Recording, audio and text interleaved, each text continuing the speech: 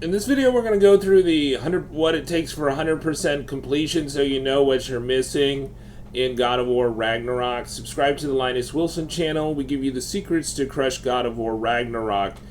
I found that you really need to get 100% and maybe more to get the platinum. So getting 100% is probably on the way to the platinum, to be honest.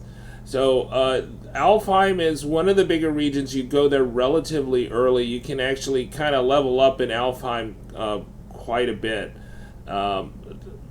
because it's pretty much open to you for most of the game. There's only a few things that show up after the game is over, so I think it's like 9 Realms in Bloom, maybe you can get that before the main quest, but that's relatively later. And then there's Remnants of Asgard is definitely after that. You have to unlock the Berserkers to see those first, but I unlocked them pretty early. So let's just go through all of them. So 11 artifacts, 19 lore items, 10 Odin's Ravens, 7 Nornir chests, 12 legendary chests, 1 Yggdrasil Rift, 2 buried treasures, 2 Berserker gravestones, 1 Draugr hole, 2 remnants of Asgard, 2 Hell Tears, 1 9 Realms in Bloom. There's the Elven Sanctum, which I think is a favor, Freyr's Gift, which is a favor, the Desert Door, which is a favor, and the Secret of the Sands, which is a favor, and the Song of the Sands. Right? And then we'll just look at kind of different regions, so sub-regions, so you can clear those. I found that Temple of the Light was the worst, really, in terms of cleaning it out, because it was so confusing in the Temple of Light to get around there. Even after I'd completed the main quest, going back to it, the chest that I missed. So there's 1 Nornir chest, there's 3 legendary chests, there's 2 lore items, 2 artifacts, and 2 Odin's Ravens in the Temple of Light. Okay, so let's move on. The Strond has 2 Nornir chests, 1 legendary chest, 2 lore items, 2 artifacts, 1 Odin's Raven, 1 Hell Tear, and 1 Remnants of Asgard. I believe in the Strond there's also a little, there's a Nornir chest that you can only get to after you've got the spear. So if you haven't got the spear yet, then don't stress that you're not 100%ing it yet.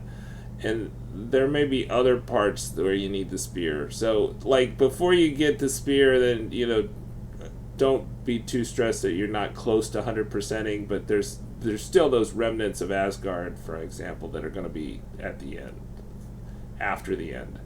The canyons, 2 lore markers, 1 Odin's Raven, and then the Barrens, 1 Nornir chest, 3 legendary chests, 4 lore markers, 3 artifacts, 1 buried treasure, 2 Odin's Ravens, 1 Draugr holes, 1 Berserker gravestone, 1 remnant of Asgard, and 1 Secret of the Sands. So, in terms of the Berserkers, I would just postpone those unless they've got a particular item that you're pretty keen to get, whether it's an armor item or a hilt. But it's up to you.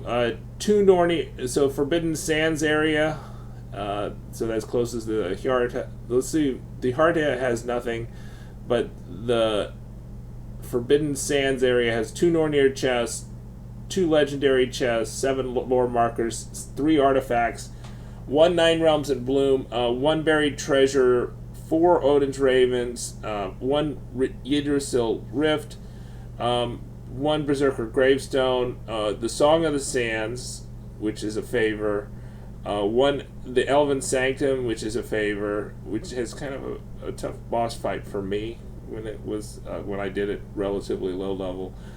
Freyr's Gift, and then the Desert Door.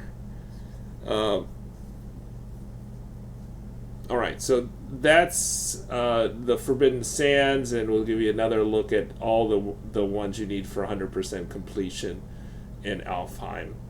So subscribe to the Linus Wilson channel. We give you the secrets to crush God of War Ragnarok. Check out our whole 100% series. I think we'll make a separate playlist, so you might want to watch the whole playlist. Feel free to take a screen grab, right? So if you're going through these things, make sure you know what you've missed. All right, bye-bye.